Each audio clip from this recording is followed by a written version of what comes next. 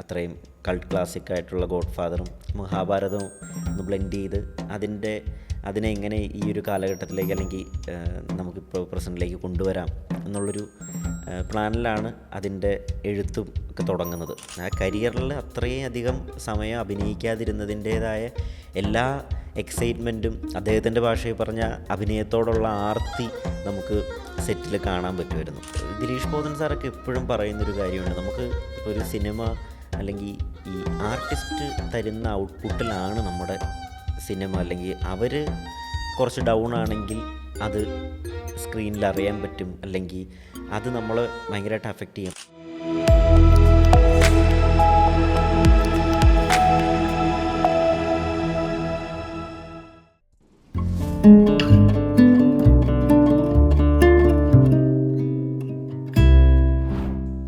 Amal Neerad school of സിനിമയിലാണ് Devadath എഴുതി തുടങ്ങുന്നത്. അല്ലെങ്കിൽ ഒരു മെയിൻ സ്ട്രീം സിനിമയുടെ തിരക്കഥാകൃത്തും അതുപോലെ തന്നെ അസോസിയേറ്റ് ഡയറക്ടറുമായിട്ടാണ് ആ സ്കൂളിലാണ് വരുന്നത്. അതൊരു എൻ്റയർലി ഡിഫറെൻ്റ് ആയിട്ടുള്ളൊരു പാറ്റേൺ ഓഫ് ഫിലിം മേക്കിംഗ് ആണ് അമൽ നീരദ് സാറിൻ്റേത്. അപ്പോൾ ആ ഒരു സ്കൂളിലുള്ളൊരു എക്സ്പീരിയൻസ് എങ്ങനെയായിരുന്നു? ഞാൻ അമൽ സാറിൻ്റെ അടുത്ത് ആദ്യം അദ്ദേഹത്തിൻ്റെ ഡയറക്ഷൻ ടീമിൽ വർക്ക് ചെയ്യാൻ വേണ്ടിയിട്ടാണ് വന്നത്. അപ്പോൾ കോവിഡ് ടൈമിലാണ് പിന്നീട് അമൽ സാർ ഇതുപോലെ നമ്മൾ വെറുതെ ചർച്ചകളായിട്ടൊക്കെ ഇരിക്കുന്ന സമയത്താണ് നമുക്കിങ്ങനൊരു അമൽ സാറിൻ്റെ മൈൻഡിൽ കുറേ കാലങ്ങളായിട്ടുള്ള ഒരു തോട്ടായിരുന്നു when godfather meets Mahabharata എന്നുള്ളത്. അപ്പോൾ അത്രയും കൾട്ട് ക്ലാസിക്കായിട്ടുള്ള ഗോഡ് ഫാദറും മഹാഭാരതവും ഒന്ന് ബ്ലെൻഡ് ചെയ്ത് അതിനെ എങ്ങനെ ഈ ഒരു കാലഘട്ടത്തിലേക്ക് അല്ലെങ്കിൽ നമുക്കിപ്പോൾ പ്രസൻറ്റിലേക്ക് കൊണ്ടുവരാം എന്നുള്ളൊരു പ്ലാനിലാണ് അതിൻ്റെ എഴുത്തും ഒക്കെ തുടങ്ങുന്നത്.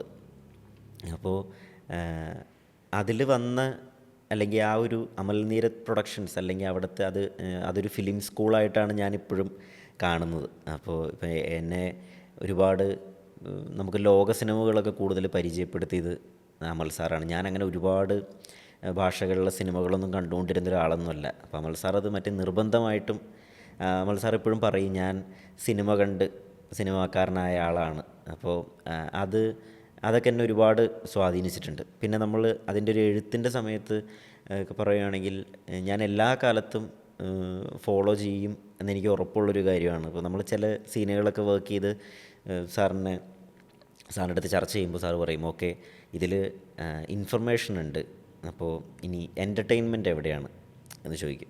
നമ്മളൊരു വെറുതെ കഥ പറഞ്ഞു പോവാതെ അല്ലെങ്കിൽ അതിൽ ഓഡിയൻസിനെ ഹുക്ക് ചെയ്യാനായിട്ട് ഇപ്പോൾ ആ എൻ്റർടൈൻമെൻറ്റ് തമാശയോ അല്ലെങ്കിൽ മാസ് ഡയലോഗോ ആവണമെന്നില്ല. അതിൽ ചിലപ്പോൾ ഇമോഷണലി പറയുന്നൊരു ഡയലോഗായിരിക്കും ആ സീനിലെ എൻ്റർടൈൻമെൻറ്റ്. അപ്പോൾ അത് ഞാൻ ധീരൻ വർക്ക് ചെയ്യുമ്പോഴാണെങ്കിലും അല്ലെങ്കിൽ പിന്നീട് ഇപ്പോൾ അതല്ലാതെ ഞാൻ വർക്ക് ചെയ്യുന്ന സ്ക്രിപ്റ്റിലൊക്കെ ആണെങ്കിലും എല്ലാ സീൻ എഴുതി കഴിഞ്ഞിട്ടും ഞാനിങ്ങനെ സ്വയം ചോദിക്കുന്നതാണ്, ഓക്കെ ഇൻഫർമേഷൻ ഉണ്ട്, അപ്പോൾ എൻ്റർടൈൻമെൻ്റ് ഉണ്ടോ എന്നുള്ള ഒരു ഇത്. പിന്നെ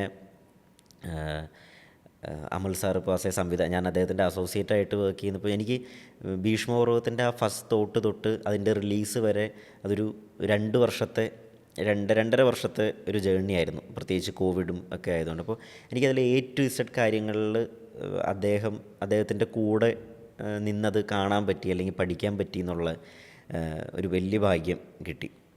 അപ്പോൾ അദ്ദേഹം ചില സീനുകളൊക്കെ നമ്മൾ ഷൂട്ട് ചെയ്യുമ്പോൾ അദ്ദേഹം ചിലപ്പോൾ നമ്മൾ മുന്നത്തെ ചർച്ചയിലൊരു കുറച്ച് ആർട്ട് പ്രോപ്പർട്ടീസ് വേണം എന്ന് പറഞ്ഞാൽ ചിലപ്പോൾ ഒരു മുട്ടുസൂചി ആയിരിക്കാം അതിനകത്തൊരു ആർട്ട് പ്രോപ്പർട്ടി. അതില്ലെങ്കിലും ചിലപ്പോൾ ആ സീനിനൊന്നും ഒരു പ്രശ്നവും സംഭവിക്കില്ലായിരിക്കാം. പക്ഷേ അദ്ദേഹം ഷൂട്ട് ചെയ്യുമ്പോൾ അദ്ദേഹം അത് വേണം, എനിക്കത് അല്ലെങ്കിൽ അത് അങ്ങനെ ഒരു തരത്തിലും കോംപ്രമൈസ് ചെയ്യാതെ അത് ഞാൻ പോസിറ്റീവായിട്ടാണ് പറയുന്നത്. അപ്പോൾ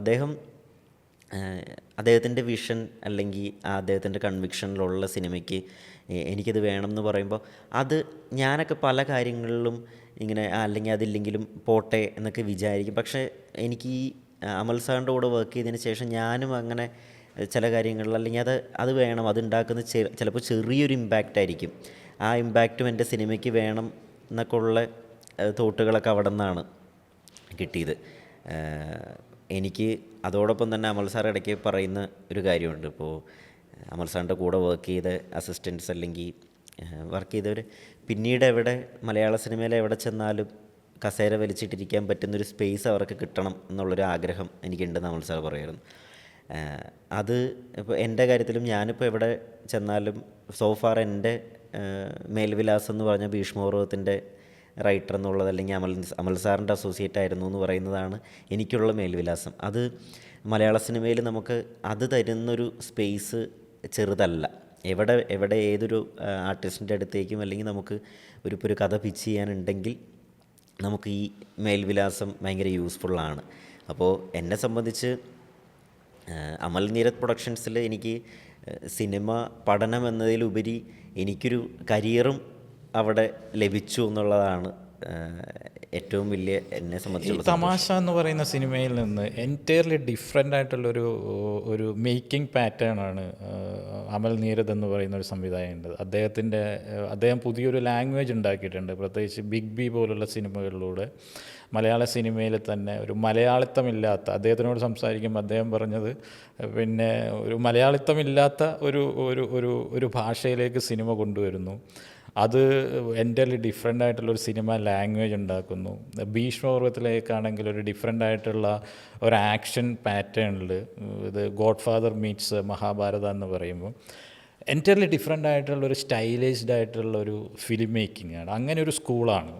ആ ഒരു സ്കൂളിൽ നിന്നാണ് പിന്നെ ദേവദത്ത് തമാശയിലേക്ക് എത്തുന്നത്, അല്ല ഈ ധീരൻ എന്ന് പറയുന്ന ഈ സിനിമയിലേക്ക് എത്തുന്നത് എന്നുള്ള അത്തരത്തിലുള്ള ഒരു മേക്കിങ്ങിൻ്റെ ഒരു എക്സ്പീരിയൻസ് എങ്ങനെ, ഒരു ഫിലിം മേക്കിങ്ങിൻ്റെ ഒരു അദ്ദേഹം ഡിഫറെൻ്റ് ആയിട്ടുള്ള ക്യാമറ പാറ്റേണുകൾ ഉപയോഗിച്ച് പിന്നെ ആക്ഷൻ സീക്വൻസ് ഉണ്ടാക്കുന്നു, അതുപോലെ തന്നെ സ്വാഗ് ഉണ്ടാക്കുന്നു, പിന്നെ വളരെ മൈന്യൂട്ടായിട്ടുള്ള ഡയലോഗ് വെച്ചിട്ട് പഞ്ചുകൾ സൃഷ്ടിക്കുന്നു. പിന്നെ അദ്ദേഹത്തിൻ്റെ വിഷ്വൽ ലാംഗ്വേജിനെ കുറിച്ചിട്ട് ഓൾറെഡി മലയാളികൾ സംസാരിച്ചു കഴിഞ്ഞു. അങ്ങനെ ഒരു വിഷ്വൽ പാറ്റേൺ എൻറ്റയർലി ഡിഫറെൻ്റ് ആണെന്നുള്ളത്. അത് മറ്റ് പല ഫിലിം മേക്കേഴ്സിൽ നിന്നും വളരെ വ്യത്യസ്തമായിട്ടുള്ള ഒരു സ്കൂളാണ്. ഈ ഒരു വിഷ്വൽ പാറ്റേണിനെ കുറിച്ചിട്ട് എന്താണ് സ്റ്റഡി ചെയ്തത് ദേവദത്ത്? ഇപ്പോൾ ഞാൻ അമൽ നീരദ് സാറിൻ്റെ കൂടെ വർക്ക് ചെയ്തു എന്നുള്ളത് കൊണ്ട് ഇപ്പോൾ എനിക്ക് അദ്ദേഹം ചെയ്യുന്ന പോലത്തെ ഒരു സിനിമകൾ ഞാൻ അനുകരിച്ച് ചെയ്യുന്നതിൽ കാര്യമില്ല. ഇപ്പോൾ ഞാൻ അമൽ സാറിൻ്റെ അടുത്തും പറഞ്ഞിട്ടുണ്ടായിരുന്നു, എനിക്ക് കൂടുതൽ ഇതുപോലെ ഹ്യൂമർ സിനിമകളാണ് അല്ലെങ്കിൽ എനിക്ക് ഹ്യൂമർ സിനിമകളും വളരെ ഇമോഷണലായിട്ടുള്ള, ഇപ്പോൾ പണ്ടത്തേക്ക് ലോഹിത് സാറിൻ്റെ സിനിമകളൊക്കെ, അതൊക്കെ ഇപ്പോൾ കിരീടമൊക്കെ ആണെങ്കിൽ എൻ്റെ ഏറ്റവും ഇഷ്ടപ്പെട്ട സിനിമകളിൽ ഒരെണ്ണം കിരീടമായിരിക്കാം. അപ്പോൾ അത് അമൽ സാറിനും അറിയാം എൻ്റെ ഒരു മേഖലയായിരുന്നു. അങ്ങനെയുള്ളൊരു മനുഷ്യൻ അമൽ നീരദിന് വേണ്ടിയിട്ട് ഒരു തിരക്കഥ എഴുതുമ്പോഴുള്ളൊരു ഇൻറ്റേർണൽ കോൺഫ്ലിക്റ്റ് ആണോ എന്ന് എനിക്കറിയില്ല. ആ ഒരു വാക്ക് ഉപയോഗിക്കാൻ പറ്റും. ആ ഒരു എക്സ്പീരിയൻസ് കൂടെ ഒന്ന് ഷെയർ ചെയ്ത് കഴിഞ്ഞാൽ നന്നായിരിക്കും. അത് അമൽ സാറിന് എൻ്റെ അടുത്ത് ഭീഷ്മപർവ്വം അല്ലെങ്കിൽ എഴുതാൻ പറയുമ്പോൾ അമൽ സാറിന് കൃത്യമായിട്ടറിയാം ഇത് ദേവദത്തിൻ്റെ ഒരു എന്താ പറയുക ഇഷ്ടത്തിലുള്ള അല്ലെങ്കിൽ അത്തരത്തിലുള്ളൊരു സിനിമയല്ല എന്നുള്ള പൂർണ്ണ ബോധ്യത്തോടെ തന്നെയാണ് അമൽ സാറ് അത് എഴുതാൻ പറയുന്നത്. പക്ഷേ അദ്ദേഹം എന്തോ ഒരു സ്പാർക്ക് കണ്ടിരുന്നിരിക്കാം, അല്ലെങ്കിൽ ചിലപ്പോൾ അദ്ദേഹം ഒരു ട്രൈ കൊടുത്തതായിരിക്കാം. അതിനെപ്പറ്റി എനിക്ക് അറിയില്ല, അദ്ദേഹത്തിൻ്റെ അടുത്ത് തന്നെ ചോദിക്കണം. പക്ഷേ ഞാൻ മനസ്സിലാക്കിയത് അമൽ സാർ ഇപ്പോൾ ഭീഷ്മപർവ്വം അതങ്ങനെ ഒരു ഭയങ്കര ഓവർ ദ ടോപ്പ് സിനിമയല്ല, അല്ലെങ്കിൽ അതിൻ്റെ എഴുത്തിലാണെങ്കിലും എല്ലാം ഒരു സ്വാഭാവികത കൊണ്ടുവരാൻ എപ്പോഴും ശ്രമിച്ചിട്ടുണ്ട്. ഇപ്പോൾ അമൽ സാർ എപ്പോഴും പറയുന്നു ഇത് ഭയങ്കര റിയൽ ആയാലാണ് ഈ സിനിമ നിൽക്കുള്ളൂ, അത്രയും റൂട്ടഡ് ആവണം. അല്ലെങ്കിൽ മമ്മൂക്കയുടെ ക്യാരക്ടറാണെങ്കിലും ബാക്കി എല്ലാ ക്യാരക്ടേഴ്സും അത്രയധികം റൂട്ടഡായിട്ട് നിന്നാൽ മാത്രമേ ഇത് വർക്കാവുള്ളൂ എന്നാൽ അദ്ദേഹം ഫാമിലിയൊക്കെ വർക്ക് ചെയ്യുന്നുണ്ട്. അതെ, അതിൽ ഓരോ ക്യാരക്ടേഴ്സിൻ്റെ റിലേഷൻ ഇപ്പോൾ അമൽ സാറിന് ഭയങ്കര ഇമ്പോർട്ടൻസ് ആയിരുന്നു. അതിൽ ഒരുപാട് ക്യാരക്ടേഴ്സ് ഉണ്ട്. ഒരു ക്യാരക്ടർ പോലും വെറുതെ ഒരു പേരിന് ആരും വരരുതെന്നുള്ള ഒരു ഭയങ്കര വാശിയുണ്ടായിരുന്നു. അതൊക്കെ വളരെയധികം ശ്രദ്ധിച്ച് കുറേ ടൈം എടുത്ത് ആണ് ഭീഷ്മപർവ്വം അമൽ സാറും അല്ലെങ്കിൽ അതിൽ വേറെയും നമുക്ക് റൈറ്റേഴ്സ് ഉണ്ടായിരുന്നു. ഇപ്പോൾ രവിശങ്കർ അല്ലെങ്കിൽ RJ മുരുകൻ, നമ്മളെല്ലാവരും കൂടെ അത് നല്ല ടൈം എടുത്ത് നല്ല പണിയെടുത്തായിരുന്നു അതിൻ്റെ ഇത്രയും ക്യാരക്ടേഴ്സ് ഉള്ളത് കൊണ്ടൊക്കെ തന്നെ. പിന്നെ അദ്ദേഹത്തിൻ്റെ വിഷ്വൽ പാറ്റേണിൻ്റെ കാര്യം പറയുകയാണെങ്കിൽ ഇപ്പോൾ ഞാൻ ഇപ്പോൾ മുന്നേ വർക്ക് ചെയ്ത പടവും അല്ലെങ്കിൽ ഇപ്പം ഇദ്ദേഹം ജിബൊക്കെ യൂസ് ചെയ്യുന്ന ഈ രീതി അതെനിക്ക് തോന്നുന്നു മലയാളത്തിൽ എല്ലാവരും എടുത്തു പറയുന്നൊരു കാര്യമാണ്.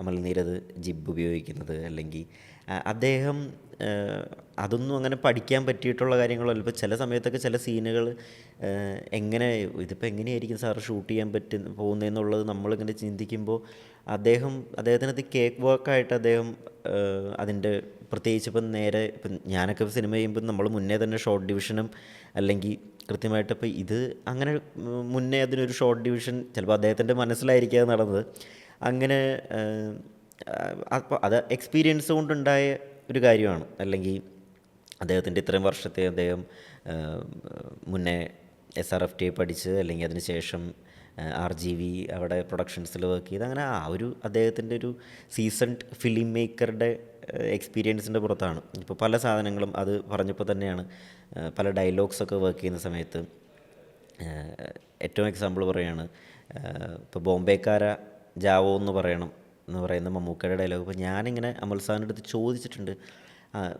അത് അതിൽ അങ്ങനെ ഒരു ഭയങ്കര എക്സൈറ്റ്മെൻറ്റ് ഇത് സ്ക്രിപ്റ്റ് അപ്പോൾ ആ ഡയലോഗ് മാത്രമായിട്ട് കേൾക്കുമ്പോൾ അത് അപ്പോൾ അമൽ സാറിൻ്റെ കൺവിക്ഷനായിരുന്നു ഇല്ല അത് വർക്കാവും. കാരണം മമ്മൂക്ക അത് പറഞ്ഞ് ഇപ്പോൾ ആ സീൻ കാണുമ്പോൾ തന്നെ അറിയാം അദ്ദേഹം അത് സിഗരറ്റ് കൈ പിടിച്ച് അല്ലെങ്കിൽ കൃത്യമായൊരു പോസ് കൊടുത്ത് സിഗരറ്റ് പുക വലിച്ച് വിട്ട് ആ ഡയലോഗ് പറഞ്ഞ് അത് ആ പടത്തിലെ ഏറ്റവും ഹിറ്റായ ഡയലോഗ്സിൽ ഒരെണ്ണമായിരുന്നു.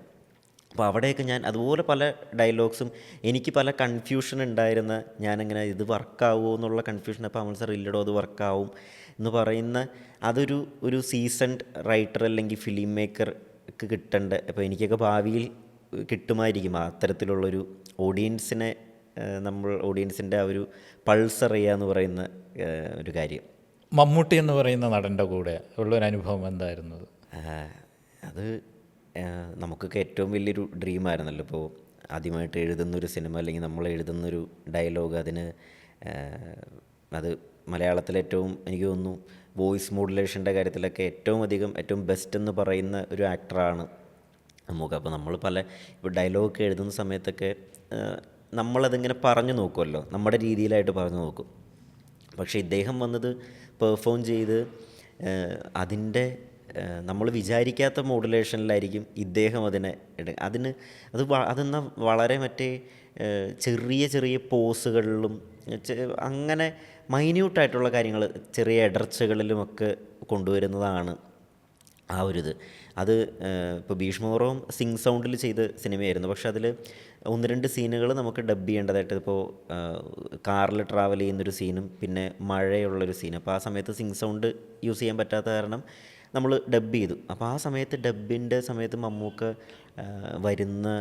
അദ്ദേഹം അത് ചെയ്യുന്ന എനിക്കത് കാണാൻ ഭാഗ്യമുണ്ടായി എന്നുള്ളതാണ്. അദ്ദേഹം അത് ആ ക്യാരക്ടർ അതുവരെ അല്ലെങ്കിൽ ആ സിനിമയിൽ അഭിനയിച്ച സമയത്തുണ്ടായിരുന്ന മോഡുലേഷനിലേക്ക് അദ്ദേഹം സെക്കൻഡ്സുകൾ കൊണ്ട് വരുന്നത് കണ്ടപ്പോൾ നമ്മൾ ശരിക്കും അത്ഭുതപ്പെട്ടു പോകും. അദ്ദേഹം എങ്ങനെയാണിത് പിടിക്കുന്നതെന്നുള്ളത് ഒരു കാര്യം. പിന്നെ ഭീഷ്മപർവത്തെ സംബന്ധിച്ച് കോവിഡ് സമയത്ത് അല്ലെങ്കിൽ മമ്മൂക്ക എനിക്ക് തോന്നുന്നൊരു 275 ദിവസമോ അങ്ങനെ എന്തോ വീട്ടിൽ ഇരുന്ന് അതിന് ശേഷം അഭിനയിക്കാൻ വരുന്ന. അപ്പോൾ അത്രയും ദിവസം അതായത് ഈ കഴിഞ്ഞ 10-40 വർഷത്തെ കരിയറിൽ ഒരിക്കൽ പോലും അദ്ദേഹത്തിന് അങ്ങനെ ഒരു ബ്രേക്ക് വന്നിട്ടില്ല. ആ കരിയറിൽ അത്രയും അധികം സമയം അഭിനയിക്കാതിരുന്നതിൻ്റേതായ എല്ലാ എക്സൈറ്റ്മെൻറ്റും അദ്ദേഹത്തിൻ്റെ ഭാഷയിൽ പറഞ്ഞ അഭിനയത്തോടുള്ള ആർത്തി നമുക്ക് സെറ്റിൽ കാണാൻ പറ്റുമായിരുന്നു. ആ ഒരു എക്സൈറ്റ്മെൻറ്റും കുറേ നാളുകൂടി ഇങ്ങനെ അഭിനയിക്കുന്നതിൻ്റെ ഒരു എക്സൈറ്റ്മെൻറ്റും പിന്നെ എല്ലാവരോടും അദ്ദേഹം പെരുമാറുന്ന രീതിയാണെങ്കിലും എല്ലാം ഭയങ്കര ജോളിയായിരുന്നു. അദ്ദേഹം ഭയങ്കര ഹാപ്പി ആയിരുന്നു ആ സെറ്റിൽ. ദിലീഷ് പോത്തൻ, ശ്യാം പുഷ്കരൻ, ഷൈജു ഖാലിദ് ഇവരുടെ ഒരു സ്കൂള് വേറൊരു തരത്തിലുള്ളൊരു സ്കൂൾ, അത് എൻ്റയർലി വ്യത്യസ്തമായിട്ടുള്ള മറ്റൊരു സ്കൂളാണ്. വളരെ മൈന്യൂട്ടായിട്ടുള്ള അല്ലെങ്കിൽ അതിനെക്കുറിച്ച് കൂടുതൽ വിശദീകരിക്കേണ്ട കാര്യമൊന്നുമില്ല. കുമ്പളങ്ങി നൈറ്റ്സ് എന്ന് പറയുന്ന സിനിമയിൽ ദേവദത്ത് വർക്ക് ചെയ്തു. അത് വളരെ വ്യത്യസ്തമായിട്ടുള്ള വേറൊരു പാറ്റേൺ ആയിരുന്നു. എങ്ങനെയായിരുന്നു? ഞാൻ ആദ്യമായിട്ട് വർക്ക് ചെയ്യുന്ന സിനിമ ഞാൻ ദിലീഷ് പോത്തൻ സാറിൻ്റെ കൂടെ അസിസ്റ്റൻറ്റ് ഡയറക്ടറായിട്ടൊരു 1-2 വർഷം അദ്ദേഹത്തിൻ്റെ കൂടെ തന്നെ ഉണ്ടായിരുന്നു. അപ്പോൾ അദ്ദേഹം ആണ് കുമ്പളങ്ങി നൈറ്റ്സിലേക്ക് എന്നെ കൊണ്ടുവരുന്നത്. അങ്ങനെ അതിൽ മധു സി നാരായണൻ സാറിൻ്റെ അസിസ്റ്റൻ്റായിട്ട്. കുമ്പളങ്ങി നൈറ്റ്സ് നമ്മളതിൻ്റെ ഷൂട്ടിംഗ് സെറ്റ് ഞാൻ അതിൽ വർക്ക് ചെയ്ത് കഴിഞ്ഞപ്പോൾ മനസ്സുകൊണ്ട് തീരുമാനിച്ച കാര്യമാണ് എൻ്റെ സിനിമയുടെ സെറ്റും ആ സെറ്റിലെ വൈബാണ് ഞാൻ പറയുന്നത്. എനിക്കും അതുപോലെ തന്നെ ആയിരിക്കണം അവിടെ. അത്രയും എല്ലാവരും ഭയങ്കര സന്തോഷത്തോടെ ഒരു സിനിമയിൽ വർക്ക് ചെയ്യുന്ന, അല്ലെങ്കിൽ അവിടെ എല്ലാവരും ഐ മീൻ അതിലെ ടെക്നീഷ്യൻസും ആക്ടേഴ്സും എല്ലാം ഏറ്റവും അടുത്ത സുഹൃത്തുക്കളായിരുന്നു. അപ്പോൾ അങ്ങനെ നമുക്ക് വളരെ ജോയ്ഫുള്ളായിട്ട് വർക്ക് ചെയ്തൊരു സിനിമയായിരുന്നു. ഞാൻ അതിൽ ക്ലാപ്പടിച്ചാണ്. അപ്പോൾ എനിക്കിതെല്ലാം മറ്റേ ഒരു പുതിയൊരു സിനിമ, ഞാൻ ഇതുവരെ കാണാത്ത, ഞാൻ അതിനു മുമ്പ് ഷോർട്ട് ഫിലിംസ് മാത്രമേ ചെയ്തിട്ടുള്ളൂ. അപ്പോൾ ആ ഒരു സിനിമ സെറ്റ് ആദ്യമായിട്ട് കാണുന്നതിൻ്റെയൊക്കെ എക്സൈറ്റ്മെൻറ്റിലൊക്കെ ആയിരുന്നു ഞാനുണ്ടായിരുന്നത്. പിന്നെ ഇപ്പോൾ ശ്യാം സാറിൻ്റെ കാര്യം പറയുകയാണെങ്കിൽ, ഞാൻ ധീരനിലായാലും ഇപ്പോൾ ധീരനിലേക്ക് പല ഡയലോഗ്സിലുമൊക്കെ തീർച്ചയായിട്ടും ഒരു ശ്യാം പുഷ്കറിന് ഇൻഫ്ലുവൻസ്, അല്ലെങ്കിൽ അദ്ദേഹം ഡയലോഗ്സ് എഴുതുന്ന രീതി എനിക്ക് ഞാൻ എപ്പോഴും നോക്കിക്കാണുന്നൊരു ഇതാണ്. വളരെ സ്വാഭാവികമായി ഇൻട്രസ്റ്റിംഗ് ഡയലോഗ്സ് എഴുതുന്ന റൈറ്ററായിട്ടും നമുക്കറിയാം. എനിക്ക് തോന്നുന്നു ഒരു അതിനകത്ത് ഫഹദ് ഫാസിലിൻ്റെ ദ കംപ്ലീറ്റ് മാൻ എന്ന് പറയുന്ന ഒരൊറ്റ ഡയലോഗിൽ ഒരുപാട് കാര്യങ്ങൾ കൺവേ ചെയ്യുന്നുണ്ട്, ഒരുപാട് അർത്ഥങ്ങൾ കൺവേ ചെയ്യുന്നുണ്ട് ഒരൊറ്റ ഒരു സെൻറ്റൻസിൽ എന്നുള്ളതാണ്. അതെ, അത് അദ്ദേഹം പല ആവർത്തി ആ സിനിമ, അല്ലെങ്കിൽ ഇപ്പോൾ അതിൻ്റെ സ്ക്രിപ്റ്റ് പല ഡ്രാഫ്റ്റുകൾ എഴുതി, പക്ഷേ സിനിമ ഷൂട്ട് ചെയ്തുകൊണ്ടിരിക്കുമ്പോൾ ഇംപ്രവൈസേഷൻസ്. ഇപ്പോൾ രാവിലെ ഞാനായിരുന്നു ശ്യാം സാറിന് ഇതുപോലെ രാവിലെ സാർ വന്നു കഴിയുമ്പോൾ A4 പേപ്പറും പേനയും കൊണ്ടുപോയി കൊടുത്ത്, അപ്പോൾ അദ്ദേഹം മാറി ഇങ്ങനെ ഇരുന്ന് എഴുതി സീനപ്പോൾ എൻ്റെ കയ്യിലേക്ക് തന്ന്, അപ്പോൾ ഞാനിങ്ങനെ അപ്പോൾ അതിൻ്റെ മുന്നത്തെ വേർഷൻ ഞാൻ വായിച്ചിട്ടുണ്ടാവും. അപ്പോൾ ഓരോ ദിവസവും ഞാനിങ്ങനെ വളരെ എക്സൈറ്റ്മെൻറ്റോടുകൂടി അല്ലെങ്കിൽ ആകാംക്ഷയോടെയാണ് എന്താണ് അപ്പോൾ ഇന്നത്തെ സീനിൽ അതിൽ നിന്ന് എന്തൊക്കെയായിരിക്കും മാറ്റങ്ങൾ വന്നിട്ടുണ്ടാവും, അല്ലെങ്കിൽ പുതിയ ഇമ്പ്രവൈസേഷൻ എന്തായിരിക്കും. ആ ഒരു ഇമ്പ്രവൈസേഷൻ്റെ ഒരു പ്രോസസ്സിങ് ഡയറക്റ്റായിട്ട് ദേവദത്ത് കണ്ടിട്ടുണ്ടാവില്ല. എങ്ങനെയാണത്, അതിൻ്റെ ഒരു ക്രിയേറ്റീവ് പ്രോസസ്സ് എങ്ങനെയാണത് നടക്കുന്നത് സെറ്റിൽ? അതെനിക്ക് തോന്നുന്നു അത് ഓരോ ആർട്ടിസ്റ്റുകൾ പെർഫോം ചെയ്ത്, അത് എല്ലാ സിനിമകളിലും സംഭവിക്കുന്നതാണല്ലോ. നമ്മൾ ആർട്ടിസ്റ്റുകൾ പെർഫോം ചെയ്ത് വരുമ്പോൾ, അല്ലെങ്കിൽ നമ്മൾ ചിലപ്പോൾ ഷൂട്ടിനിടയിലായിരിക്കും നമുക്ക് അങ്ങനൊരു സീൻ ചിലപ്പോൾ അവിടെ ആവശ്യമില്ലാതെ ആയിട്ട് തോന്നുന്നത്. അപ്പോൾ പിന്നെ ഷൂട്ട് ചെയ്ത് ഇപ്പോൾ നമ്മൾ സ്പോട്ട് എഡിറ്റ് അല്ലെങ്കിൽ എഡിറ്റ് ചെയ്തൊക്കെ നോക്കുമ്പോഴും നമുക്ക് അറിയാം ചിലപ്പോൾ അത് ആവശ്യമില്ല, അല്ലെങ്കിൽ ഇവിടെ വേറൊരു സീനും കൂടെ വേണം. അപ്പോൾ അത്തരത്തിലുള്ള ഇമ്പ്രവൈസേഷനാണ്. പക്ഷേ എനിക്ക് തോന്നുന്നു ശ്യാം പുഷ്കരൻ സാറൊക്കെ ഡയലോഗ്സിൽ ചെറിയ ചെറിയ ഡയലോഗ് ഇമ്പ്രവൈസേഷൻസൊക്കെ ആയിരിക്കും വരുത്തിയിട്ടുണ്ടാവുക. അപ്പോൾ അത് കൊണ്ടുവരുന്നത് എനിക്ക് അന്നേ ഞാനിങ്ങനെ നോട്ട് ചെയ്തൊരു കാര്യമാണ്. അതിൻ്റെ ഇടയിൽ ഒന്ന് കട്ട് ചെയ്ത് എനിക്ക് ചോദിക്കാനുള്ളത്, ഈ ശ്യാം പുഷ്കറിൻ്റെ പല ഇതുപോലുള്ള ചെറിയ ഡയലോഗുകളൊക്കെ പിന്നെ കേരളത്തിൻ്റെ സാംസ്കാരിക മണ്ഡലത്തിൽ തന്നെ വലിയ കൾട്ടായിട്ട് മാറുകയാണ്. ട്രോളുകളിലൂടെയും അതുപോലെ തന്നെ പല തരത്തിലും ഈ ഒരു പ്രോസസ്സിങ് ദേവദത്ത് ശരിക്കും കണ്ടിട്ടുണ്ടാവില്ല. ആ ക്രിയേറ്റീവ് പ്രോസസ്സും പിന്നീടത് കേരള സമൂഹം ഏറ്റെടുക്കുന്നതും അതൊരു കൾട്ട് ഡയലോഗായി മാറുന്നത്, അല്ലെങ്കിൽ കേരളത്തിൻ്റെ സാംസ്കാരിക മണ്ഡലത്തിൽ അത് ഒരു പോസ്റ്റർ പോലെ ഇങ്ങനെ പതിക്കപ്പെടുന്നതൊക്കെ കാണുന്നുണ്ടല്ലോ. ഇതിനെങ്ങനെയാണ് പ്രോസസ്സ് ചെയ്യുന്നത്? അല്ല, അതൊക്കെയാണ് ഞാൻ ആദ്യം പറഞ്ഞ അദ്ദേഹം ഒരുപാട് ഇൻസ്പയർ ചെയ്തിട്ടുണ്ടെന്ന്. അപ്പോൾ ഇതൊക്കെ കാണുമ്പോൾ നമ്മൾ ഒരു എഴുത്തുകാരൻ എന്തുമാത്രം സൊസൈറ്റിയിൽ ഒരു ഇമ്പാക്റ്റ് ഉണ്ടാക്കുന്നുണ്ട്, അല്ലെങ്കിൽ സൊസൈറ്റിനെ എന്തുമാത്രം ഇൻഫ്ലുവൻസ് ചെയ്യുന്നുണ്ട്. ഇപ്പോൾ കുമ്പളങ്ങി നൈറ്റ്സിൽ തന്നെ ഭൂരിഭാഗം ഡയലോഗ്സും ഇപ്പോഴും നമ്മൾ ഡെയിലി ലൈഫിൽ ഇപ്പോൾ മുതലെടുക്കുവാണോ സജി, അല്ലെങ്കിൽ ഇപ്പോൾ നമ്മൾ ഫ്രണ്ട്സിൻ്റെ ഇടയിലുമൊക്കെ ഒരുപാട് പറയുന്ന, ഇപ്പോൾ ഒരുപാട് എക്സാമ്പിൾസ്, ട്രാക്ക് മാറ്റ്, പിന്നെ എൻ്റെ കിഡ്നി വേണോ, അങ്ങനെ ഒരുപാട് ഡയലോഗ്സ്. അപ്പോൾ എനിക്ക് സിനിമയിൽ ഡയലോഗ് റൈറ്റിംഗ് ആക്ച്വലി ഒരു നല്ല സിനിമയെ, ഇപ്പോൾ നല്ല ഒരു തിരക്കഥയെ മോശം ഡയലോഗ്സ് വെച്ചിട്ട് അതൊരു മോശം ആക്കാനും പറ്റും. അതുപോലെ ഡയലോഗ്സ് വെച്ചിട്ടൊരു സിനിമ ഭയങ്കരമായിട്ട് നന്നാക്കാനും പറ്റുന്നതാണ് ഞാൻ വിശ്വസിക്കുന്നത്. അപ്പോൾ അതുകൊണ്ട് തന്നെ ഇപ്പോൾ ധീരനൊക്കെ വർക്ക് ചെയ്യുമ്പോഴും എനിക്ക് അദ്ദേഹം ആ ഒരു വളരെ ചുരുങ്ങിയ 1-2 വാക്കുകളിൽ ആ ഡയലോഗ്സ്, പക്ഷേ അതുണ്ടാക്കുന്ന ഇമ്പാക്റ്റ് വേറെ ആയിരിക്കും. ഇങ്ങനെ വളരെ നീണ്ടു നിവർന്ന ഡയലോഗുകളോ അല്ലെങ്കിൽ ഒരുപാട് വലിച്ചു നീട്ടിപ്പറയലുകളോ ഒന്നുമില്ലാതെ ഏറ്റവും ചുരുങ്ങിയ ചില വാക്കുകളിൽ അത് കൺവേ ചെയ്യുക എന്ന് പറയുന്ന അദ്ദേഹത്തിന് ഒരുപാട് ഞാൻ നോക്കി പഠിച്ചിട്ടുള്ളൊരു കാര്യമാണ്. അതുപോലെ ഈ സിനിമയിൽ തന്നെ ഫഹദ് ഫാസിൽ മുതൽ ഇപ്പുറത്ത് പിന്നെ മാത്യു വരെയുള്ളവരുടെയൊക്കെ ഗംഭീരമായിട്ടുള്ള ആക്ടിങ് പെർഫോമൻസും ഡയറക്റ്റായിട്ട് വിറ്റ്നസ് ചെയ്തിട്ടുണ്ടാവും ദേവദത്ത്. എങ്ങനെയായിരുന്നു അത്?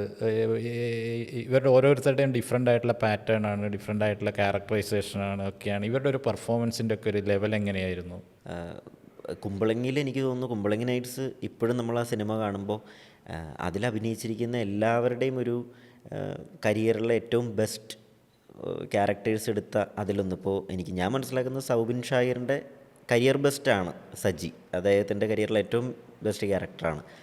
അപ്പോൾ അതുപോലെ ഫഹദ്ക്കയുടെ ഷമ്മി ആണെങ്കിലും എനിക്ക് തോന്നുന്നു ഭയങ്കരമായിട്ട് കേരളത്തിന് പുറത്തേക്കൊക്കെ ഉൾപ്പെടെ ഒരുപാട് സംസാരിച്ച ചർച്ച ചെയ്യപ്പെട്ട. അപ്പോൾ മാത്യുവിൻ്റെ ക്യാരക്ടർ മാത്യുവിൻ്റെ ഫസ്റ്റ് പടമാണ്. പക്ഷേ എന്നാൽ നമുക്ക് കാണുമ്പോൾ അതൊരു അവൻ്റെ ആദ്യത്തെ സിനിമയായിട്ട് തോന്നുകയില്ല. അത്രയധികം മെച്ചുവേർഡായിട്ടാണ് അതിൽ ചെയ്തിട്ടുള്ളതൊക്കെ. അതിൽ ഞാൻ മനസ്സിലാക്കുന്നത് ആർട്ടിസ്റ്റുകളുടെ അവരുടെ കഴിവും അതിലുപരി ആ സിനിമയുടെ സംവിധായകനും എഴുത്തുകാരനും അല്ലെങ്കിൽ ഇവരുടെ സിനിമയ്ക്ക് ഷൂട്ടിന് മുമ്പുമുള്ളൊരു പ്രോസസ്സ്, അവരുടെ ഒരു മോൾഡിങ് പ്രോസസ്സ് എങ്ങനെയായിരുന്നു? പ്രത്യേകിച്ച് ദിലീഷ് പോത്തൻ എന്ന് പറയുന്ന ഒരു ഡയറക്ടറുടെ ഒരു മോൾഡിങ് പ്രോസസ്സ് എങ്ങനെയായിരുന്നു? ദിലീഷ് പോത്തൻ സാറൊക്കെ എപ്പോഴും പറയുന്നൊരു കാര്യമുണ്ട്, നമുക്ക് ഇപ്പോൾ ഒരു സിനിമ അല്ലെങ്കിൽ ഈ ആർട്ടിസ്റ്റ് തരുന്ന ഔട്ട്പുട്ടിലാണ് നമ്മുടെ സിനിമ. അല്ലെങ്കിൽ അവർ കുറച്ച് ഡൗൺ ആണെങ്കിൽ അത് സ്ക്രീനിൽ അറിയാൻ പറ്റും, അല്ലെങ്കിൽ അത് നമ്മളെ ഭയങ്കരമായിട്ട് അഫക്റ്റ് ചെയ്യും. അപ്പോൾ പരമാവധി എങ്ങനെയെങ്കിലും നമ്മൾ ആർട്ടിസ്റ്റുകളെ കംഫർട്ടായിട്ട് ഒരു സെറ്റിൽ ഹാൻഡിൽ ചെയ്യണം. അത് എനിക്ക് അവിടെ നിന്ന് കിട്ടിയൊരു ഏറ്റവും വലിയ ലെസണാണ്. അത് ചെയ്യുന്ന രീതി. ആർട്ടിസ്റ്റുകൾ അവർക്ക് ഒരു നീരസം ഉണ്ടാവുന്ന ഒരു ചെറിയ, ഇപ്പം എനിക്കത് ഞാൻ പറഞ്ഞല്ലോ, ഞാൻ കുമ്പളങ്ങി നൈറ്റ്സിൽ ആദ്യമായിട്ട് വർക്ക് ചെയ്യാൻ ചെല്ലുന്നതിൻ്റെ എക്സൈറ്റ്മെൻറ്റും, എനിക്കന്ന് 21-22 വയസ്സ് പ്രായമേ ഉള്ളൂ. അപ്പോൾ ആ ഒരു പ്രായത്തിൻ്റേതായ എല്ലാ പ്രശ്നങ്ങളും ഒക്കെ എനിക്കുണ്ടായിരുന്നു. അപ്പോൾ ഞാനിങ്ങനെ ഒരു ദിവസം നമ്മുടെ സൗബിക്ക് ഇങ്ങനെ ഒരു സീൻ ഷൂട്ട് ചെയ്യുന്ന സമയത്ത് അദ്ദേഹം ഒരു മദ്യപിക്കുന്ന സീനാണ് എടുക്കുന്നത്. അപ്പോൾ കൊക്കക്കോളയാണ് അത് ആർട്ട് പ്രോപ്പർട്ടിയിൽ ഒഴിച്ചു വെച്ചിരിക്കുന്നത്. അപ്പം ഞാനിങ്ങനെ സൗബിക്ക് ഇങ്ങനെ ആ ക്യാരക്ടറിൽ ഇങ്ങനെ ഇന്നായി ഡയലോഗ് പറഞ്ഞപ്പോൾ ഒക്കെ നിൽക്കുന്നതിന് മുമ്പായിട്ട് ഞാനപ്പോൾ അവിടെ ക്ലാപ്പ് അടിക്കാൻ നിൽക്കുന്നുണ്ട്. ഞാനെന്തോ ചെറിയൊരു തമാശ പോലെ ഒരു കുശലം സൗബിക്കയുടെ അടുത്ത് എന്തോ ഒരു കാര്യം ചോദിച്ചു. അപ്പോൾ എനിക്കത് അവിടെ അത് പറയേണ്ട ഒരു ആവശ്യം പോലും ഇല്ല. അപ്പോൾ സൗബിക്ക് എൻ്റെ അടുത്ത് നിനക്ക് ഇത്ര ദിവസമായിട്ട് അറിയില്ല, അല്ലെങ്കിൽ അതിപ്പോഴാണോ ചോദിക്കുന്ന രീതിയിൽ. അപ്പോൾ ഇത് ഡയറക്ടറും റൈറ്ററും ഒക്കെ ഹെഡ്ഫോൺ വെച്ച് കേൾക്കുന്നുണ്ട്. അപ്പോൾ ഇത് കഴിഞ്ഞ സമയത്ത് എനിക്ക് അവിടെ നിന്ന് വളരെ സ്നേഹത്തിൽ എൻ്റെ അടുത്ത് പറഞ്ഞതാണ്, ഇപ്പോൾ അദ്ദേഹം ആ ക്യാരക്ടറിൽ ഇന്നായിട്ട് നിൽക്കുന്നൊരു സമയത്ത് നമ്മൾ ചെറിയൊരു ഒരു ചെറിയ ഡിസ്റ്റർബൻസ് ഒരു വാക്കുകൊണ്ട് പോലും കൊടുക്കരുത് എന്നൊക്കെ ഉള്ള. അപ്പോൾ അങ്ങനെയൊക്കെയുള്ള പല കാര്യങ്ങൾ ആർട്ടിസ്റ്റിനെ കംഫർട്ടാക്കുന്ന രീതി. ഇപ്പോൾ കുമ്പളങ്ങിയിലൊക്കെ ആണെങ്കിലും എല്ലാവരും ഈ ഷൂട്ടിന് മുമ്പ് തന്നെ ഇവർ റിഹേഴ്സൽസും അല്ലെങ്കിൽ ഈ ആർട്ടിസ്റ്റുകളെല്ലാം അതിലേക്ക് ഇന്നാവാനായിട്ടുള്ള പ്രോസസ്സുകളും, അപ്പോൾ അവരെ മോൾഡ് ചെയ്തെടുക്കുന്നതൊക്കെ ഭയങ്കര ഇൻട്രസ്റ്റിംഗ് ആണ്. അത് അവരുടെ എല്ലാ സിനിമകളിലും അല്ലെങ്കിൽ ഈ പറഞ്ഞ സിനിമകളിലെല്ലാം കാണാൻ പറ്റുന്നുണ്ട്. ഇപ്പോൾ മഹേഷിൻ്റെ പ്രതികാരത്തിലാണെങ്കിലും തൊണ്ടി മുതലും ദൃക്സാക്ഷിയിലാണെങ്കിലും ഒക്കെ നമുക്ക് ഈ പെർഫോമൻസിൻ്റെയൊക്കെ ഒരു പീക്ക് ലെവൽ നമ്മളതിൽ കണ്ടിട്ടുണ്ട്. അപ്പോൾ അത് പ്രിപ്പറേഷൻ്റെ റിസൾട്ടായിട്ട് അല്ലെങ്കിൽ അതിനെടുക്കുന്ന എഫേർട്ട്, അതിൻ്റെ തയ്യാറെടുപ്പുകൾ അല്ലെങ്കിൽ അതിൻ്റെ റിസൾട്ടായിട്ട് തന്നെയാണ് എനിക്ക് തോന്നിയിട്ടുള്ളത്.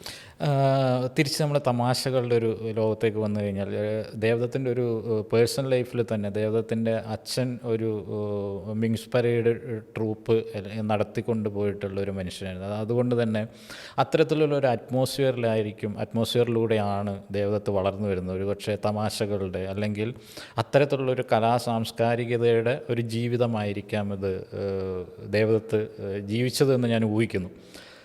എങ്ങനെയായിരുന്നു ആ ഒരു ജീവിതം? എങ്ങനെയായിരുന്നു ഈ അച്ഛൻ 80കളുടെ അവസാനത്തിലാണ് മിമിക്സ് ട്രൂപ്പും അല്ലെങ്കിൽ പ്രോഗ്രാം ബുക്കിംഗ് ഏജൻസിയൊക്കെ തുടങ്ങുന്നത്.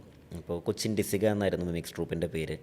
അന്ന് കൊച്ചിൻ കലാഭവനും ഗിന്നസും എല്ലാം കത്തി നിൽക്കുന്ന സമയമായിരുന്നു. പക്ഷേ ഒരു പോയിന്റിൽ അവരെയൊക്കെ കൂടുതൽ പ്രോഗ്രാം, അല്ലെങ്കിൽ ഒരു മാസത്തിൽ ഡെയിലി 2 പ്രോഗ്രാം വെച്ചിട്ട് ഒരു മാസം 60 പ്രോഗ്രാം എന്നൊക്കെ പറയുന്ന സീസണുകൾ ഉണ്ടായിരുന്നു എന്ന് പറഞ്ഞു കേട്ടിട്ടുണ്ട്.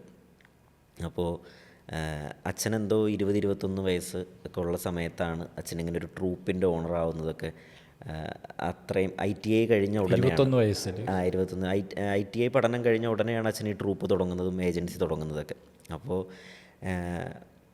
ആ സമയത്ത് ഒരു നമ്പർ 1 ട്രൂപ്പ് എന്നുള്ള രീതിയിലൊക്കെ പല സമയത്തും ഇവർ വന്നിരുന്നു എന്നൊക്കെ ഇപ്പോഴും പല നമ്മുടെ മിമിക്രിയിൽ വന്നിട്ടുള്ള പലരുമൊക്കെ കോമഡി ഉത്സവമൊക്കെ പോലെ പരിപാടികളിലൊക്കെ ഇങ്ങനെ പറയും കൊച്ചിൻ രസിക എന്നുള്ള ഒരു ട്രൂപ്പൊക്കെ ഉണ്ടായിരുന്നു എന്നുള്ള രീതിയിലൊക്കെ.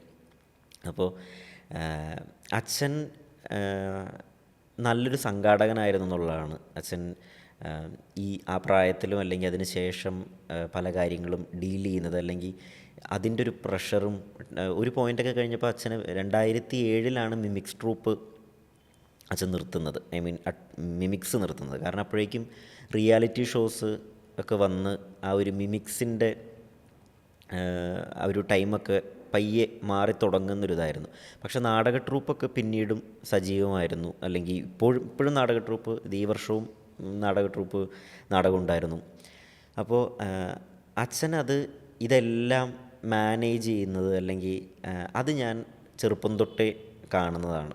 എപ്പോഴും ഫോൺ, അല്ലെങ്കിൽ ഇപ്പോൾ ഒരു കഥയൊക്കെ ഇങ്ങനെ അച്ഛൻ പറഞ്ഞിട്ടുള്ളത് ഞാൻ കേട്ടിട്ട്, കണ്ണൂർ ഒരു മിമിക്സ് പ്രോഗ്രാം, അത് കൊച്ചിൻ രസിക കത്തി നിൽക്കുന്ന സമയമാണ്. അത് രാത്രി പ്രോഗ്രാമിന് ഇപ്പോൾ ഇവിടുന്ന് എറണാകുളത്തുനിന്ന് ഇതുപോലെ ട്രാവലറിൽ ഇവർ മിമിക്സിനുള്ളവർ പോയിട്ടുണ്ട്. അപ്പോൾ അച്ഛൻ പോയിട്ടില്ല, ബാക്കി ആർട്ടിസ്റ്റുകളാണ് പോയിട്ടുള്ളത്. അപ്പോൾ ആ സമയത്താണ് ആദ്യമായിട്ട് കണ്ഠനാഥ ഗാനമേള കൊച്ചിൻ രസിക അച്ഛൻ്റെ ട്രൂപ്പാണ് കൊണ്ടുവരുന്നത്. പിന്നീടാണത് ബാക്കിയുള്ളവരൊക്കെ എടുക്കുന്നത്. അപ്പോൾ അതൊക്കെ അത്രയും ഹിറ്റായിട്ട് നിൽക്കുന്ന സമയമാണ്. അപ്പോൾ കണ്ണൂർ ടിക്കറ്റ് വെച്ചിട്ടുള്ള പരിപാടിയാണ്. അതായത് അന്നത്തെ അത്യാവശ്യം വലിയ പരിപാടി എന്ന് പറയാം. അപ്പോൾ രാത്രി പോകുന്ന സമയത്ത് ഈ ട്രാവലർ ഒരു ആക്സിഡൻറ്റിൽ മറിഞ്ഞ് ഇവർക്ക് ആർട്ടിസ്റ്റുകൾക്ക് അവിടെ എത്താൻ പറ്റിയില്ല. അപ്പം അന്നതുപോലെ മൊബൈൽ ഫോണോ ഒന്നുമില്ല, 90കളുടെ സ്റ്റാർട്ടിങ്ങിലാണ്. അച്ഛൻ വെളുപ്പാങ്കാലത്ത് എന്തോ ആണത് അറിയുന്നതെന്ന് തോന്നുന്നു. രാവിലെ അച്ഛൻ നോക്കുമ്പോൾ പരിപാടി അവിടെ മുടങ്ങി, പൈസ കൊടുത്ത് കാണാൻ വന്നിരുന്നവർക്ക് അന്ന് അവിടെ ട്രൂപ്പ് എത്തിയിട്ടില്ല. രാവിലെ നോക്കുമ്പോൾ കണ്ണൂരിൽ നിന്ന് 2 ജീപ്പ് ആളുകൾ അച്ഛൻ്റെ വീടിൻ്റെ മുമ്പിൽ മറ്റേ തല്ലാനും കൊല്ലാനും ഉള്ള മൂഡിൽ വന്ന് നിൽക്കുവാണ്. അപ്പോൾ അച്ഛൻ്റെ അച്ഛനും അച്ഛൻ്റെ മൂത്ത ചേട്ടനും ഇവർ അച്ഛനെ വീട്ടിൽ പുറത്തുനിന്ന് പൂട്ടിയിട്ട് അവരെ കാല് പിടിച്ച് ലിറ്ററലി കാലിൽ വീണ് അങ്ങനെയാണത് കോംപ്രമൈസ് ചെയ്തതും. പിറ്റേ ദിവസം ഫ്രീ ആയിട്ട് കണ്ണൂർ അതേ വേദിയിൽ തന്നെ ഫ്രീ ആയിട്ട് ആ പ്രോഗ്രാം ചെയ്ത്, പക്ഷെ അതിവിടെ ഭയങ്കര ഹിറ്റ്. അപ്പം ഇങ്ങനെയൊക്കെയുള്ള പല കഥകളും, ഒരുപാട് കഥകൾ. അതുപോലെ ചില സ്ഥലത്തൊക്കെ ഗാനമേളയ്ക്കൊക്കെ ഇതുപോലെ പാട്ട് പാടാൻ പ്രധാന ഗായകൻ വെള്ളമടിച്ച് ഓഫായപ്പോൾ ഇയാൾ സ്റ്റേജിൽ കയറിയിട്ട് വേറെ എന്തൊക്കെയോ പറഞ്ഞ് പരിപാടി പൊളിഞ്ഞ് ഓർക്കസ്ട്ര ഗാനമേള. ഇപ്പോൾ ഡ്രംസും ഗിത്താറും എല്ലാ സാധനങ്ങളും കമ്മിറ്റിക്കാർ പിടിച്ചു വെച്ചേക്കുക. അപ്പോൾ അച്ഛന് ഞാൻ ഓർക്കുന്നുണ്ട് ഇതുപോലെ അച്ഛനൊക്കെ പെട്ടെന്ന് ധൃതി പിടിച്ചപ്പോൾ എന്താണെന്ന് വെച്ച് കഴിഞ്ഞാൽ ഓർക്കസ്ട്ര സാധനങ്ങൾ മൊത്തം പിടിച്ചു വെച്ചേക്കുവാണ്, പരിപാടി പൊളിഞ്ഞു. അപ്പോൾ ഇത്തരത്തിൽ ഭയങ്കര ഹിറ്റ് പരിപാടികളുടെയും, അല്ലെങ്കിൽ ഇത് പല സമയത്ത് പൊളിഞ്ഞു പോകുമ്പോൾ തമാശകൾ നടക്കുമല്ലേ. അതെ. അപ്പോൾ ആ സമയത്ത് ഇങ്ങനെ ഒരു പരിപാടി മോശമായി കഴിഞ്ഞാൽ വരുന്ന ടെൻഷനും ഇതെല്ലാം ഒരുപാട് കഥകൾ, ഇത്തരത്തിലുള്ള ഈ കഥകൾ ഞാൻ ചെറുപ്പം തൊട്ട്, പിന്നെ ഓർമ്മ വെച്ച സമയം തൊട്ട് അച്ഛൻ്റെ കൂടെ ഒട്ടുമിക്ക സ്ഥലങ്ങളിൽ, ഇപ്പോൾ കാസർഗോഡ് വരെയുള്ള പരിപാടികൾക്ക് ഞാനും അച്ഛൻ്റെ കൂടെയൊക്കെ പോയിട്ടുണ്ട് ചെറുപ്പത്തിൽ, അവധി ദിവസങ്ങളിലൊക്കെ ആയിട്ട്. ബിജുക്കുട്ടനൊക്കെ ആ സമയത്ത് അച്ഛൻ്റെ ട്രൂപ്പിലാണ് തുടങ്ങുന്നതൊക്കെ. അപ്പോൾ വീട്ടിലൊക്കെ എപ്പോഴും ഉള്ള, ആദ്യം പറഞ്ഞ നമ്മൾ തമാശകളുടെ കാര്യം പറയുമ്പോൾ എൻ്റെ ചെറുപ്പത്തിലൊരു ഞാൻ കേൾക്കുന്നത് മൊത്തം ഇവരുടെ തമാശകൾ, അല്ലെങ്കിൽ വീട്ടിലിവരെപ്പോഴും ഉണ്ടാവും. റിഹേഴ്സൽ ക്യാമ്പുകളൊക്കെ വീട്ടിലുമൊക്കെ ആയിട്ടാണ്. അപ്പോൾ ഈ ബിജുക്കുട്ടൻ അല്ലെങ്കിൽ അങ്ങനെ പലരും വീട്ടിലുണ്ടാവും. ഇവരൊക്കെ ഇങ്ങനെ എപ്പോഴും കൗണ്ടറുകൾ അങ്ങോട്ടും ഇങ്ങോട്ടും പരസ്പരം കൗണ്ടർ അടിക്കുന്ന ആളുകളാണ്. ചെറുപ്പം തൊട്ട് ഇവരുടെ ഈ കൗണ്ടറുകളും തമാശകളും ഒക്കെ എപ്പോഴും. അല്ലെങ്കിൽ പിന്നെ ഞാൻ 2004 ഞാൻ 4ാം ക്ലാസ്സിൽ പഠിക്കുന്ന സമയത്താണ്. ആ സമയത്ത് EK നായനാർ, സഖാവ് EK നായനാർ മരിച്ച് അദ്ദേഹത്തിൻ്റെ, അപ്പം അച്ഛന് ഇതുപോലൊരു അച്ഛൻ ഇപ്പോഴും പാർട്ടിയുടെയൊക്കെ പല സ്ഥാനങ്ങളുമൊക്കെ വഹിക്കുന്ന ആളാണ്. അപ്പോൾ നായനാരുടെ ജീവിതം നാടകമാക്കാൻ അല്ലെങ്കിൽ അതിന് എഫേർട്ട് എടുക്കുകയും ജനനായകൻ എന്നുള്ള പേരിൽ അപ്പോൾ അന്ന് ഇവർ അച്ഛനും സുഹൃത്തുക്കളും ഒക്കെ ചേർന്ന് കൊച്ചിൻ സംഘവേദി എന്നുള്ളൊരു നാടക ട്രൂപ്പ് രൂപീകരിക്കുകയും ജനനായകൻ എന്നുള്ള നാടകം അത് ആ വർഷം അത്യാവശ്യം നല്ല രീതിയിൽ ഓടിയൊരു നാടകമാണ്. ഏത് വർഷമായിരുന്നു അത്? 2004. അപ്പോൾ ആ സമയത്ത് ഇതുപോലെ ഈ നാടകം പെരുമ്പാവൂർ അല്ലെങ്കിൽ നമ്മുടെ പരിസരങ്ങളിലൊക്കെ വരുമ്പോൾ ഞാൻ മിക്കപ്പോഴും തന്നെ അതിന് പോയി. ഞാനപ്പോൾ അവിടെ പോകുന്ന ദിവസം ഈ നായനാർ ഇലക്ഷൻ ജയിച്ച് വരുമ്പോൾ മാലയിടുന്ന നമ്മൾ നാട്ടുകാർ മാലയിടുന്ന സമയത്ത് അപ്പോൾ ഞാനവിടെ ഉണ്ടെങ്കിൽ ഞാനും സ്റ്റേജിൽ അപ്പോൾ ഞാൻ അന്നൊക്കെ വിചാരിച്ചു ഞാൻ നാടക നടനായി എന്നുള്ളതാണ്. ഞാനിങ്ങനെ മാലയുടെ അപ്പോൾ വളരെ റാൻഡംലിയൊക്കെ കയറ്റി വിടും മാലയുടെ നാടകം നടക്കുന്നതിൻ്റെ ഇടയിൽ. അപ്പോൾ ഞാനും ഇങ്ങനെ പോയി രക്തഹാരമൊക്കെ അണിയിക്കുമായിരുന്നു നായനാരായിട്ട് അഭിനയിക്കുന്ന ആൾക്ക്. അപ്പോൾ അങ്ങനെ ഈ ഒരു ലോകം എൻ്റെ ചുറ്റും നാടകം, മിമിക്സ് അതൊക്കെ അതിലാണ്. സിനിമയായിട്ട് അങ്ങനെ ഒരു ബന്ധമൊന്നും ഉണ്ടായിരുന്നൊന്നുമില്ല. അത് പിന്നീട് ഞാൻ ഷോർട്ട് ഫിലിംസൊക്കെ ചെയ്ത് വന്നതിന് ശേഷം തന്നെയാണ് സിനിമയിലേക്ക് വരുന്നത്. ധീരൻ എന്ന സിനിമ മലയാളത്തിലേക്ക് വലിയ തമാശകൾ വീണ്ടും തിരിച്ചു കൊണ്ടുവരട്ടെ. ഈ സിനിമയ്ക്ക് എല്ലാവിധ ആശംസകളും. നന്ദി Devadath. Thank you so much.